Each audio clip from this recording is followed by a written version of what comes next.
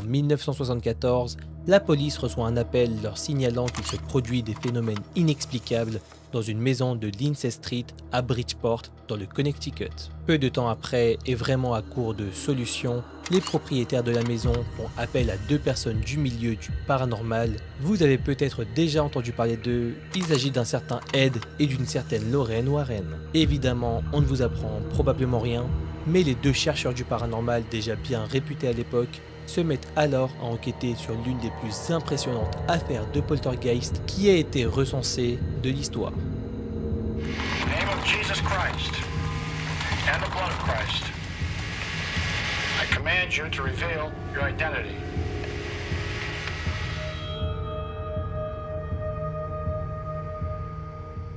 Dans les années 1960, Gerald et Laura Goodgin aménagent dans une petite maison de 4 pièces au 966 Lindsay Street. La maison est relativement récente. Elle a été construite 60 ans plus tôt par le descendant d'un fabricant de chemises de la ville, et il faut dire que c'était un métier qui avait plutôt la cote à l'époque. Et les Goodgin sont des gens modestes sans histoire, il n'y a vraiment pas grand chose à dire à leur propos. Gerald travaille comme ouvrier à l'usine Harvey Hubel, et Laura est une femme au foyer décrite comme étant très nerveuse et fervente catholique. Mais malheureusement, leur idylle et leur vie simple connaît rapidement un tournant dramatique. Vers la fin des années 1960, Gerald et Laura perdent tragiquement leur fils de 7 ans, victime d'une grave maladie, et peu de temps après, ils décident d'adopter Marcia, une petite fille francophone originaire du Canada. Gerald et Laura, alors âgés d'une cinquantaine d'années, se montrent très protecteurs envers leur fille.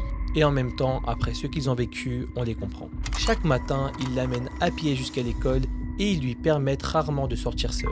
La fillette est décrite comme une enfant triste, rejetée par ses camarades de classe, presque complètement isolée. Certains prétendent même qu'elle est carrément chelou et mythomane sur les bords et qu'elle porterait un intérêt malsain pour l'occulte, mais bien sûr, personne ne peut confirmer et ces affirmations restent des rumeurs. Dans sa vie triste et isolée, son seul ami semble être son animal de compagnie, un petit chat adorable nommé Sam. Et encore une fois, peu de temps après l'arrivée de Marcia dans leur vie, les Goodgin trouvent leur quotidien pour le moins perturbé. Les premiers événements étranges débutent environ 2 ans après son arrivée, mais ce n'est qu'en décembre 1973 que ce qu'on peut carrément qualifier d'activité paranormale commence véritablement. Et vous allez voir, c'est pour le moins troublant. Durant l'automne 1974, le chat Sam doit être emmené à l'hôpital vétérinaire pour une opération, et quand il retourne enfin chez lui, Gerald et Laura trouvent qu'il se met à agir bizarrement, comme s'il essayait de leur parler. Et clairement, il a un comportement de plus en plus agressif. Ça empire même à un tel point que le couple est obligé de l'enfermer à la cave, et à ce moment, ils se mettent à entendre Sam donner des coups à la porte du sous-sol en hurlant « Laissez-moi ! Laissez-moi, sale français, sale grec !» À ce moment, et on vous comprend, la situation est certes presque burlesque, mais pour la petite famille, ce n'est pas pour le moins terrifiant. Le 24 novembre 1974, excédé par les phénomènes de ce qui sera plus tard qualifié de poltergeist incessant qui ont ravagé sa maison, Laura Goodgin appelle la police de Bridgeport pour leur signaler que des choses inexplicables se passent chez elle. Et un officier de police est rapidement envoyé au 966 Lindsay Street pour, je cite, « troubles d'origine inconnue ». Et quand le fameux policier et son sergent arrivent sur les lieux, ce dernier sonne à la porte et une femme vient leur ouvrir.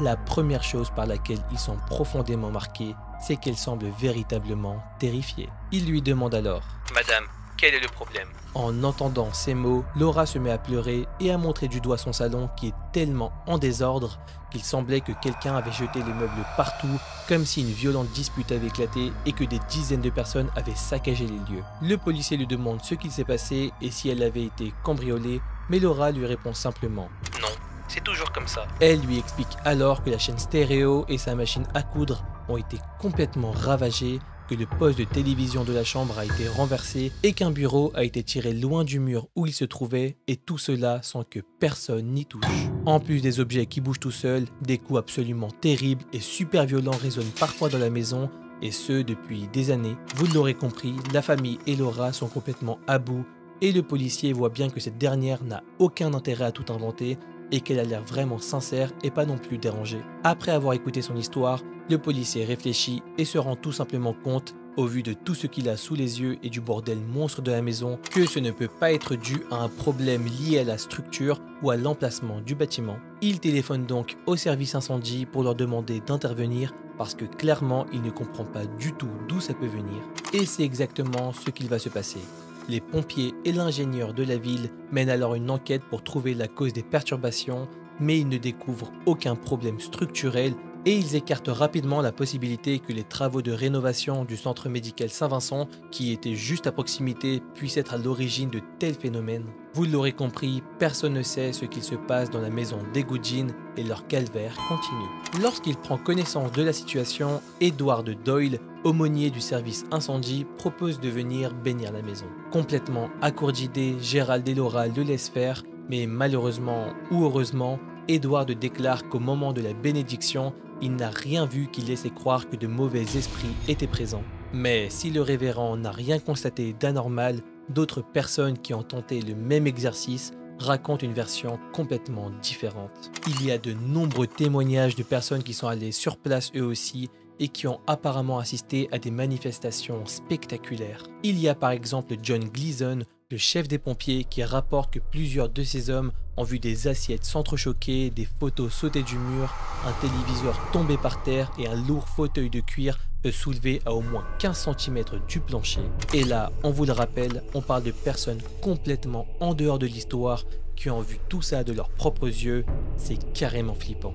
Dans d'autres rapports sur l'affaire, un autre religieux qui a également étudié les dossiers de police de la ville relate que des agents de police ont vu un réfrigérateur léviter à 15 cm du sol, un téléviseur tomber 2 à table et des objets sur des étagères vibrer et tomber par terre sous leurs yeux ébahis. Et la petite Marcia, on vous le rappelle, la fille adoptive du couple, n'est pas épargnée. Un jour, alors qu'elle est assise sur une chaise longue, les policiers voient brusquement le siège se renverser vers l'arrière. Ils se précipitent alors pour aider la jeune fille, mais lorsqu'ils tentent de bouger le fauteuil pour le redresser, c'est complètement impossible. Le siège semble être retenu par une force inhumaine. Étant à nouveau complètement acculés et ayant épuisé leur stock d'options, il ne reste plus qu'une seule carte à jouer pour le couple désespéré. Et cette carte, on vous en a parlé plus tôt, il s'agit de Ed et Lorraine Warren, les célèbres chercheurs du paranormal. Ces derniers sont donc invités par la famille Goodine à venir enquêter sur les manifestations surnaturelles qui règnent dans leur maison. Et alors qu'ils viennent à peine d'entrer dans la maison, un petit crucifix en plastique accroché au mur explose littéralement sous leurs yeux. Les Warren en ramassent alors les morceaux et les mettent dans une petite boîte, et d'ailleurs ces restes font encore aujourd'hui partie de la collection des Warren. Jamais de ma vie je n'avais vu autant de policiers se mettre à genoux et demander à un prêtre une bénédiction comme à la maison Goodine. Ils étaient vraiment à la merci de la miséricorde divine et ils le savaient tous.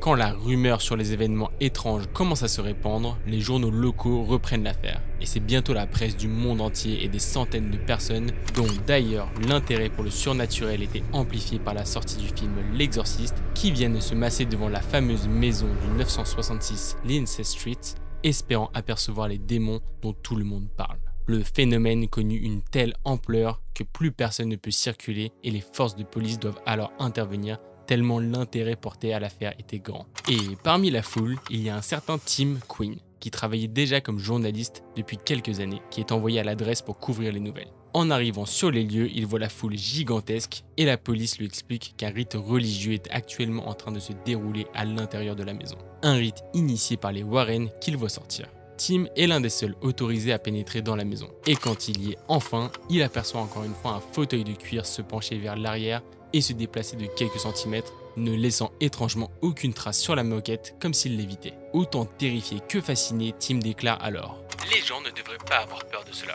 parce que s'il y a un diable, alors cela signifie qu'il doit y avoir un Dieu.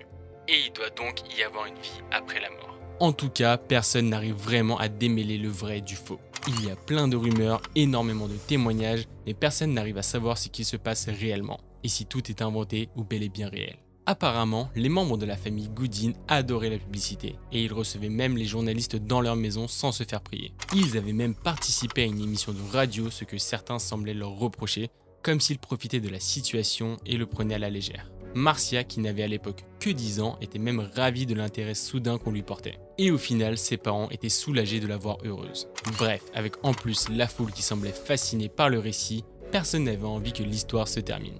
Mais brusquement, le 26 novembre, Walsh, un ancien membre de police, déclare que le prétendu poltergeist n'était en réalité qu'un canular inventé de toutes pièces par la jeune fille en cruel manque d'attention.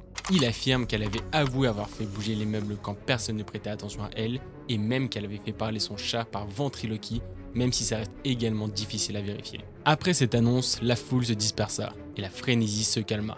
Mais toutes les personnes qui avaient été témoins de manifestations surnaturelles et ceux qui y croyaient accusèrent alors Walsh d'avoir menti pour empêcher toute publicité au lieu d'essayer de découvrir la vérité. Le révérend Bill Charbonneau, qui donnait des cours sur l'occulte au collège Saint-Joseph, déclare également « Je sais que les choses que les policiers ont vues en ma présence étaient réelles. Elles n'avaient certainement pas d'explication normale. » Par la suite, ce même révérend sera appelé plusieurs fois à intervenir dans la maison en tant qu'exorciste, et d'après lui, les événements étaient loin d'être terminés.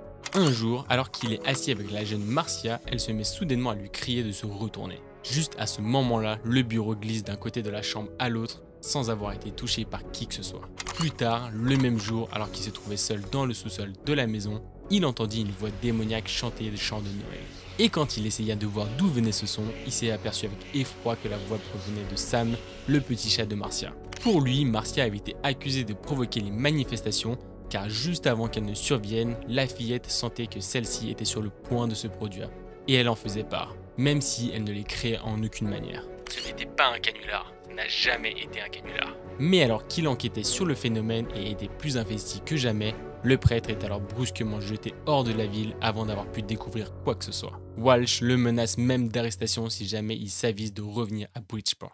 Peu de temps après, sans trop savoir pourquoi, un panneau à vendre apparaît devant la fameuse maison du 966 Lindley Street. Selon l'agent immobilier chargé de la vente, même si la maison attirait les curieux, 10 familles l'avaient déjà visitée, mais personne ne semblait vouloir l'acheter. Quant à la famille Goodin, elle cherchait maintenant une nouvelle maison en dehors de la ville pour échapper à toutes ces manifestations démoniaques et à cette attention de la part de la presse. D'autres rumeurs ont affirmé que la petite Marcia n'était pas vraiment une enfant au moment de son adoption et qu'elle s'adonnait à des pratiques démoniaques qui ne l'auraient jamais quittée. Ed et Lorraine Warren, eux, ont une autre théorie. Ils pensent que la tristesse de Marcia aurait justement provoqué ces événements, attirant probablement quelques entités maléfiques. C'était quelque chose d'inhumain. En ce qui nous concerne, il y avait de mauvais esprits dans cette maison, c'est certain. Les Warren ont même appelé cette affaire l'un des plus célèbres et bien documentés cas de poltergeist de l'histoire. Et malgré leurs 50 ans d'expérience, ils ont évalué à 10 sur 10 les manifestations dont ils avaient été témoins sur le niveau le plus élevé possible. Apparemment, la maison ne serait d'ailleurs toujours pas vendue, car en 1995, un journal a rapporté la mort de Laura dans un mystérieux accident de voiture à Monroe, signalant également que son mari vivait toujours dans la maison.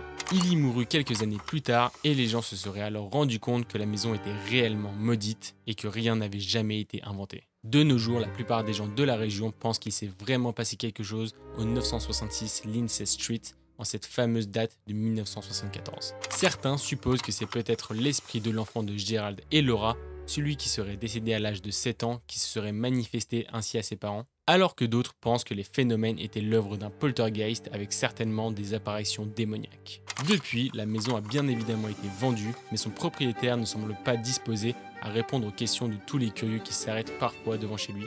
Parce que oui, la maison est devenue un véritable monument de Bridgeport et de nombreuses légendes y circulent encore. Quant à Marcia, malgré toutes les recherches des gens qui ont été fascinés par cette histoire, personne ne sait ce qu'elle est devenue ni où elle se trouve aujourd'hui.